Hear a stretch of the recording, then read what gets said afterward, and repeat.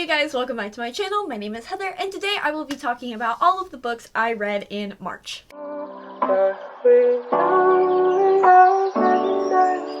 So, March was a ride, wasn't it? It certainly happened. And I'm gonna try to forget that it happened. Hopefully with a new month, maybe not everything will change, but hopefully we can get some normalcy, some serotonin would be nice, maybe as a treat, I don't know. I would like to see it, but I think we all can just accept that March was not it, and I think we all just want to forget all about her. But today we unfortunately cannot forget all about her because I am meaning to discuss all of the books that I read in March, which thankfully, at least that was the one highlight of the month because I read a shit ton.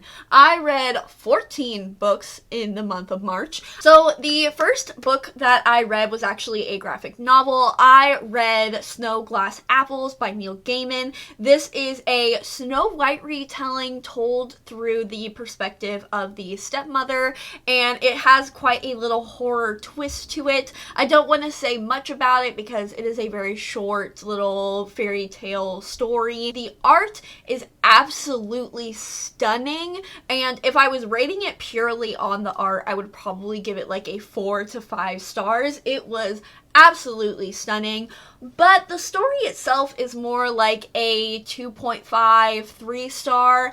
I really love Neil Gaiman's storytelling, and I really like how he approaches fairy tale retellings and the different lenses that he takes, and usually I am all for them. I even rated one of his other fairy tale retellings, A Sleeper in the Spindle, 5 stars, and so obviously I'm a fan of what he does as a writer. But this one I felt did not hit the mark for me. I didn't really understand the route that he took with Snow White as a fairy tale. I didn't necessarily buy the different avenues that he took. I just think he strayed too much from the source material, and with my fairy tale retellings, I like it to still have the semblance of the original tale, and this one just felt like a completely new story in my mind, and it didn't have enough foundation as an original story because it was a retelling. So because it failed in the retelling aspect, in my opinion,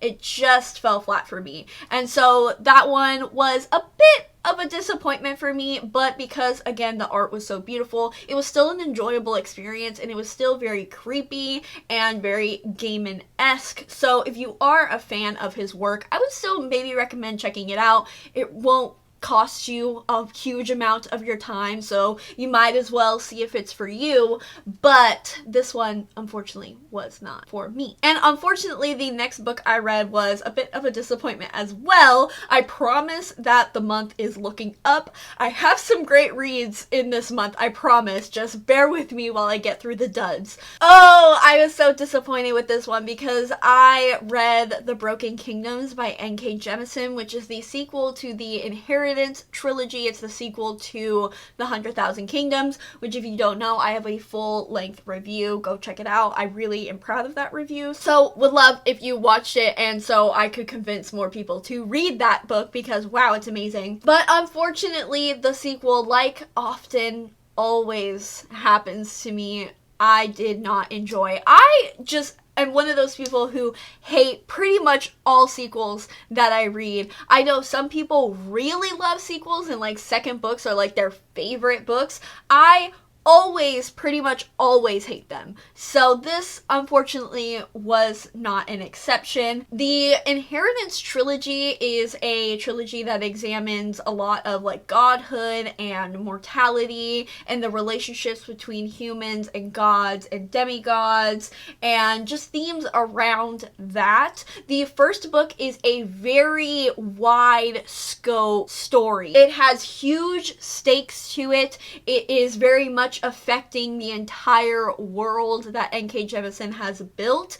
And The Broken Kingdoms is very much the opposite of that. It is a very self-contained story. We are following this human artist. She is a blind artist, and she gets wrapped up in these murders of godlings, and she actually takes in this random stranger, and he ends up being a very important tool or person to the war of the gods and in the world of the gods in general. So obviously it is very different tone and story than the 100,000 Kingdoms sets up, which wasn't necessarily surprising to me because the way in which the 100,000 Kingdoms ends, it's not really possible to get bigger than that. You kind of have to go smaller just because, like I said, the scope of what N.K. Jemisin writes in that first book is so incredibly vast and reaches past cosmos. So I kind of figured that the sequel was, one, going to follow different characters, and two, have kind of a different feel to it. But I unfortunately did not connect to the characters or the story as much as I did the first book. And scrolling through Goodreads, that doesn't seem to be an uncommon thing. If you really love the first book in this trilogy, you likely will be a bit disappointed, and vice versa, just because of how different the two stories are. I gave it a 4-star on Goodreads, but if I'm being honest, it's probably a 3.5. So this one wasn't necessarily for me, but I am still very excited to conclude the trilogy. Hopefully I can get to the final book soon once my library opens up after all of this craziness. But I am excited to see how she ends the trilogy, and I'm really hoping that the conclusion has me as excited as the first book did. So the next book I read, oh my gosh, as you can already see from my expression, I promised that it was looking up. Oh my god, is this book a light, a joy, a complete and utter masterpiece. The next book that I read was Foul is Fair by Hannah Capin. I would just like to give a brief moment of silence for the soul that had left my body after reading this book. Thank you all for joining me in that process. This beautiful book is a Macbeth retelling that is very reminiscent of Jennifer's Body, Heather's, The Craft. It has a ton of very campy elements to it while dealing with the very, very serious and triggering topic of sexual assault. It follows our main character Jade, who was sexually assaulted at a party, and then her and her coven set out to take revenge and kill every boy that was involved in her assault. This one is definitely not going to be a book for everybody. The writing style is, I don't necessarily know how to describe the writing style. It's very unique. It's very kind of word vomity, maybe is the right way to describe it. Kind of maybe screenplay-esque. I feel like I'm just throwing out words and it's not really clicking. So bottom line, if you don't jive with the writing style, you probably won't like this book. But if you do like the writing style, and I also will say that you should absolutely try out the audiobook because the narrator does such an amazing job at displaying the anger of our main character. This deals with the topic of sexual assault very similarly to how Sadie by Courtney Summers does. It is very much an angry girl portrayal of how someone would deal with sexual assault. It is not necessarily a healthy coping mechanism whatsoever, as you can probably tell by the title, because usually when something happens, you shouldn't just murder everybody involved. But as someone who feels very strongly about these topics and gets very, very heated and angry, that's kind of my personal first emotion when dealing with these topics. I felt that this book was so cathartic and beautifully done because honestly, this this book is so convenient. It is so ridiculous. It is so unrealistic. Nothing in this book would ever happen in real life. This is simply a cathartic, chaotic mess of a book. But I just loved it so much because it was so incredibly satisfying to just see these terrible, disgusting men get what they deserved. I genuinely cannot believe that this book was published, and I genuinely cannot believe that it is published as YA. This book is just so unapologetically angry and evil. I feel like I am not being very cohesive in this wrap-up at all, so I am so sorry about that, but I definitely do want to do a review for this book so I can kind of properly articulate my feelings and kind of go through specific quotes and all of those things. But basically, if you loved Sadie but you wanted it to be even more bloody, angry, and cathartic, right here. It's so good. So the next book I read, I'm going to be pretty quick about. I read Smoke Gets in Your Eyes by Caitlin Doughty. This is a memoir discussing her experience in the funeral service and being a mortician. It talks a lot about American death policies and a few other discussions about how we as humans have historically dealt with death throughout various cultures. Those were definitely my favorite parts about this particular memoir, obviously, because I have a history degree. So obviously those bits were the most interesting parts for me, and I probably would have enjoyed this book a whole lot more if it was more of a kind of historical account of how we dealt with death rather than present day.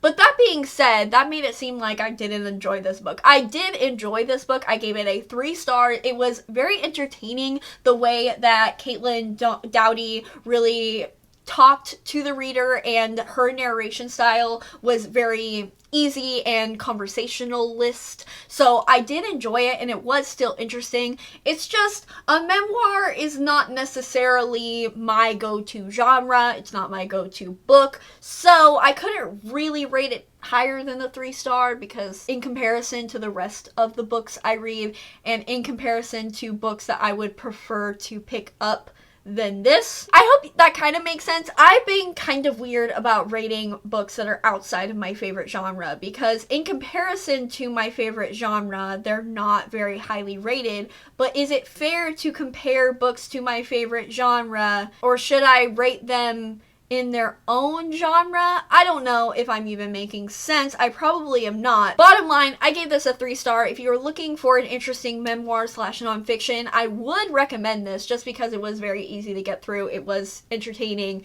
and it was fun to read about death. I don't know, maybe that makes me morbid. Perhaps. It was a fun time, so I would recommend it. The next book I read, oh my gosh, another joyous expression before I've even talked about it.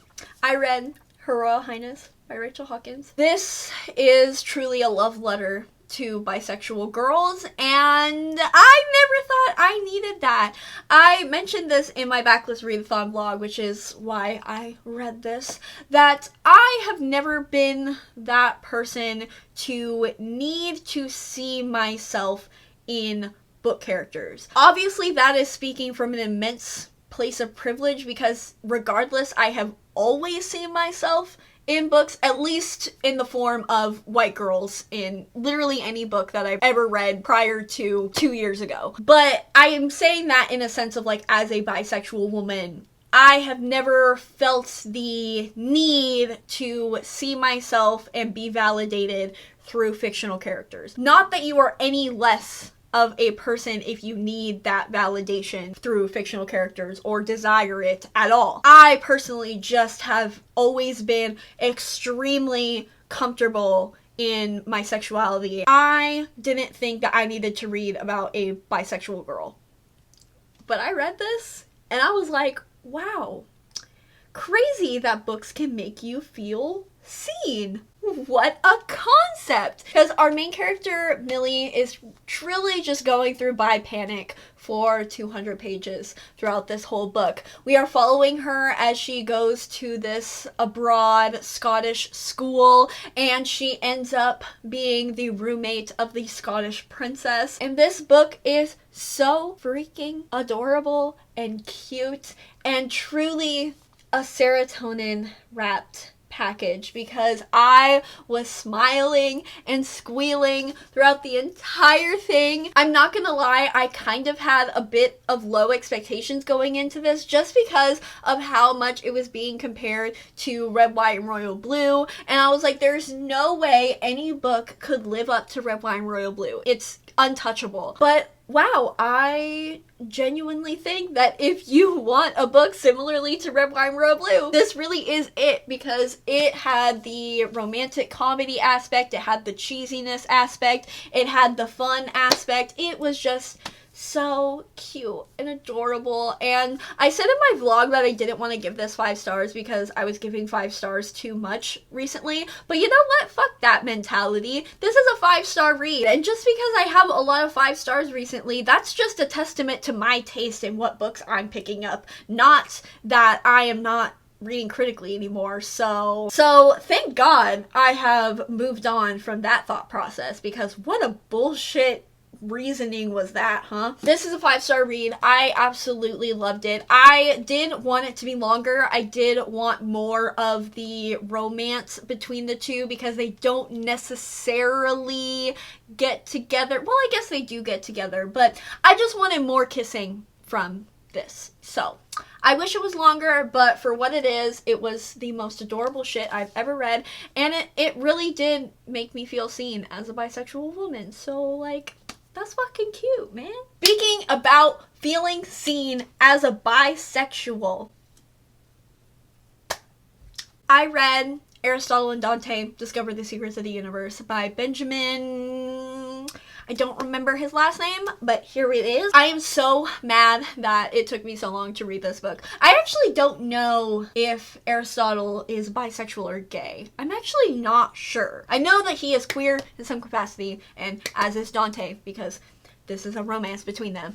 This book, ooh, it is following Aristotle and Dante and their developing friendship from where they meet together when they're about early, like pre-teens. They meet in the swimming pool, in the like community swimming pool, and Aristotle is such an angry little boy. He is very much an introvert, and he just doesn't feel like he needs friends. And so when he meets Dante, he thinks he's kind of weird, but like they jive together, and basically he's like, I guess you can stick around. You see them through their developing friendship from early preteen up until late high school, and it is the most beautiful examination of sexuality and family dynamics and race, and just, oh, I want to put this book in every single queer Mexican boy that I could ever find, because I felt so seen reading this as a basic bland white girl, so I could only imagine how impactful it would be for the people that look like Aristotle and Dante. It made my heart hurt so much, because I related so much to kind of Aristotle's thoughts on loneliness and friendship and not really fitting with people, because he doesn't really have the personality that most people consider tolerable, and it hit really close to home, and I appreciated the heck out of this book.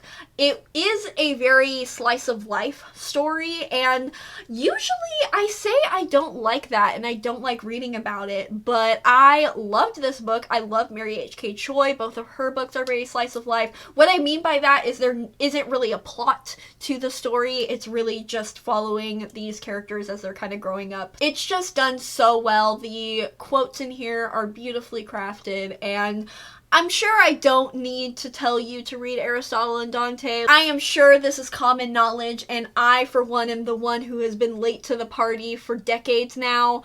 That's dramatic. This book hasn't even been out for decades. But we understand where I'm coming from. Bottom line, I loved this. I gave it a 4.5 out of 5 stars. It was fantastic. If you are at all interested in a queer contemporary story, this is the one to read if you haven't already. Whew! Next book.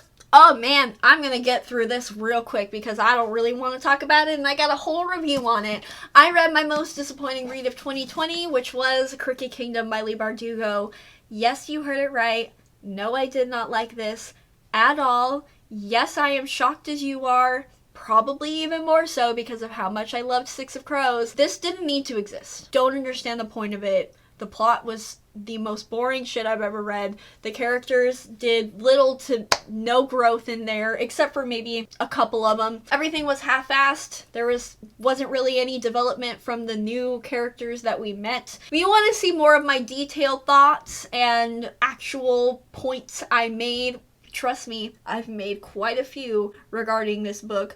Go watch my rant review. It's there for your viewing pleasure. The next book I read was the first of many queer Tor novellas that I read during this month. I read Monster of Elendhaven. I don't know if I'm pronouncing that right. You Nordic countries, just the way that you mush together letters to form English, choices were made. But regardless, this is, like I said, a novella. It is a male fantasy novella following our main character, who is the last remaining relative of this old family, like founder of this small town, and he is using this monster of Eldenhaven, this serial killer, in order to get revenge on the town and the things that they have done to the main character's family. This one I gave a 3.5 out of 5 stars.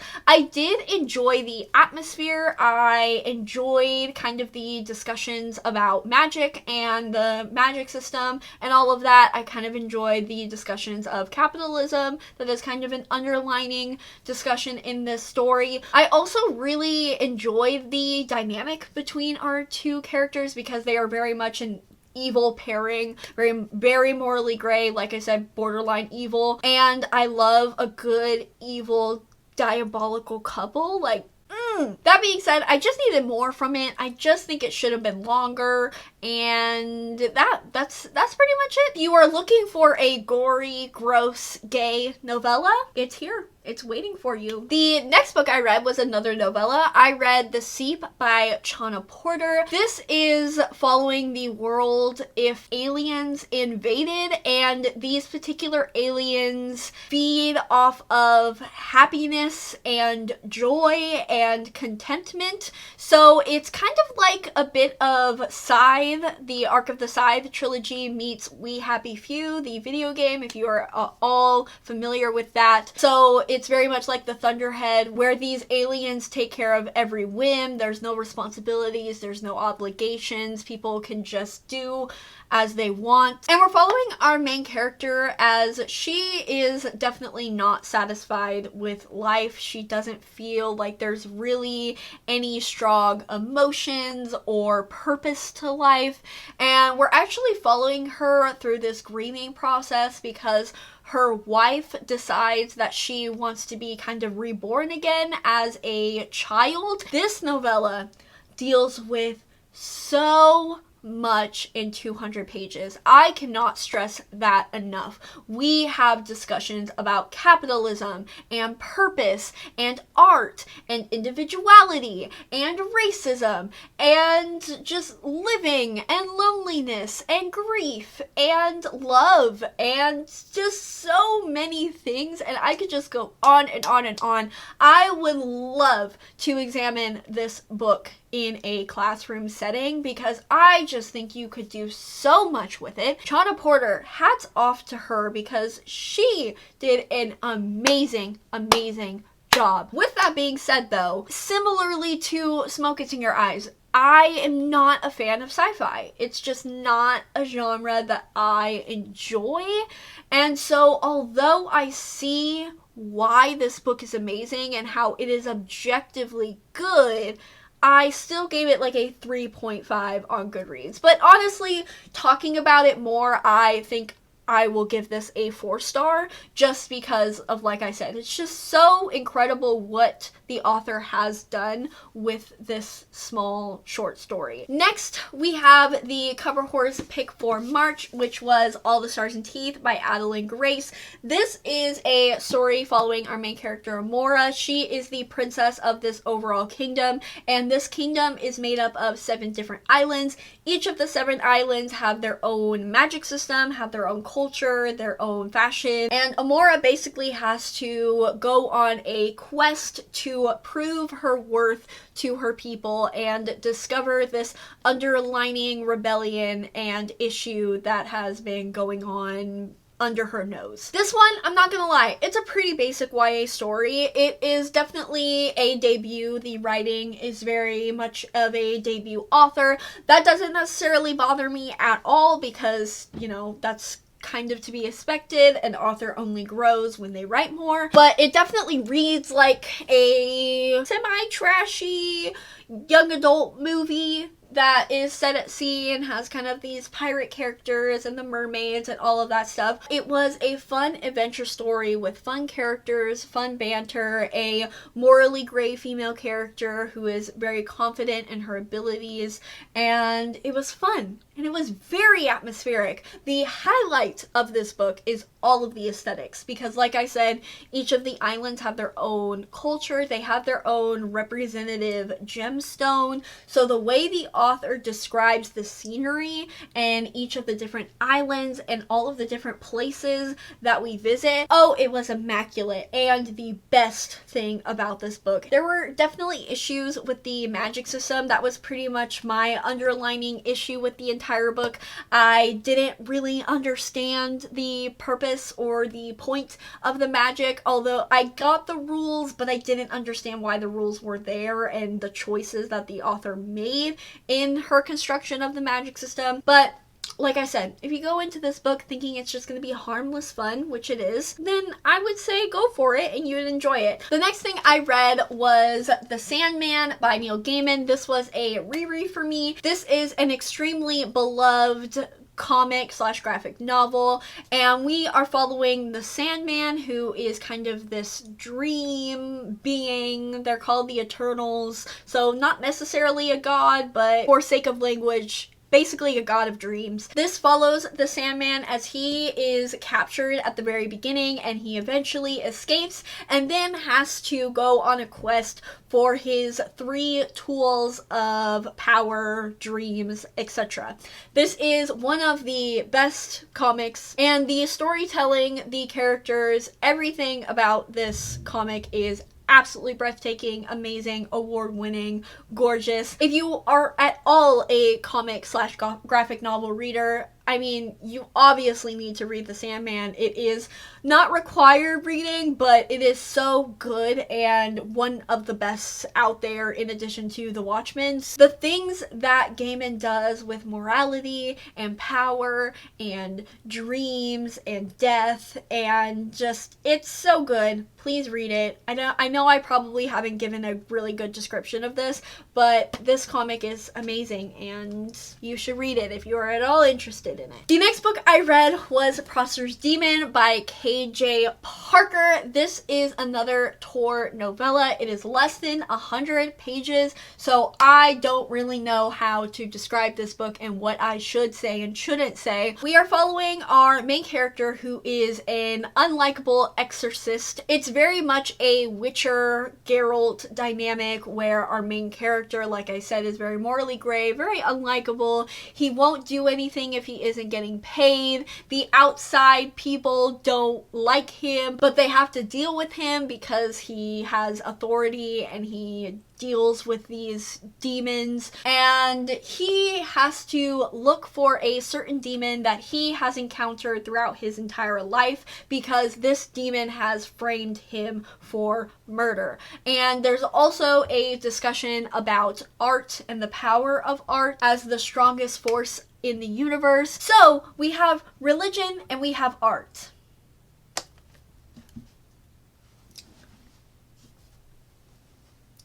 Yeah, I loved this.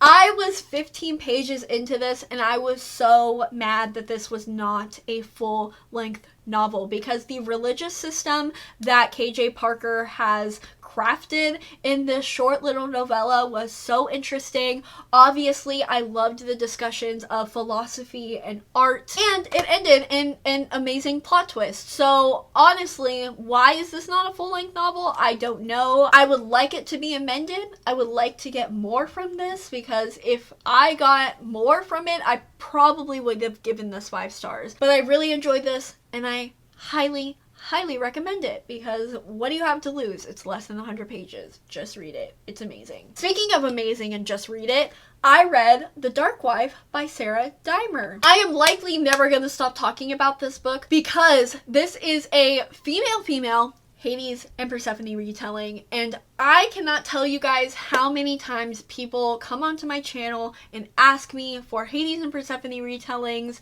and I have nothing to give them because they all suck so bad.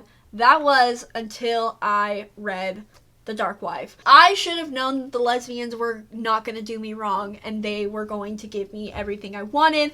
So happy that they did. I will never not trust the gays ever again. Lesbians proving time and time again that they are the only people that they trust. It is Own Voices for the lesbian representation. It is so beautifully written. Very reminiscent of Madeline Miller. If you are a fan of Madeline Miller, you need this, because it's Greek, it's gay, and again, it's beautifully written. The atmosphere. Oh my gosh, there's not really a plot, but why do you need a plot? Why do you need a plot in a Hades and Persephone retelling? I don't think you do. I'm telling you right now, because it was so soft, it was so cute, it was so beautiful, and I am so happy that I can finally have a Hades and Persephone retelling to recommend to you all. This was incredible. 4.5 out of 5 stars.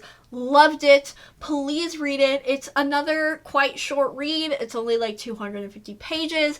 So deliciously good, gay, beautiful, and fantastic. Finally, the last book that I read, wow, I cannot get through this wrap up fast enough, was Twice the Growl by Millie Taden. I'm not going to spend a lot of time on this one because it was simply pure smut. We are following our curvy main character as she gets in a polyamorous relationship with 2 shifter wolves, and it's great. It's written by a Latinx author. I was put onto this by Jessica from Theatrical Reader, and she tweeted about it, and I got it that same day. I read it in the same day. It's like 100 pages. Again, pure smut. A fun time to end this chaotic and apocalyptic month, if you ask me. I probably will read more books in this series because it was just ridiculous, cliche, and filthy shit. If I ever need that, which I may or may not need it from time to time, I will be looking to this series to fill that void, because there's like 14 books in it. And I know that there's like a dragon shifter and like a cat, like a panther and a lion, and I can feel your judgment stares right now through the camera, and I'm gonna need you to close your eyes and quit it right now. Thank you. And with that, we have concluded talking about all of the books that I read in March.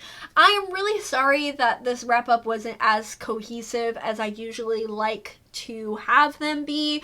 I am kind of just a bit drained at the moment, as again, I'm sure we all are. But if you want to pick up any of these books for yourself, I will have my Amazon affiliate links down below. Doesn't cost you anything extra, it just helps me out in this channel. If you don't necessarily want to get a book for yourself, but you still want to support, I also have my Amazon wishlist down below, my coffee, as well as my P.O. box. I really hope you guys enjoyed this video, and I hope you guys have a wonderful rest of your day. Bye!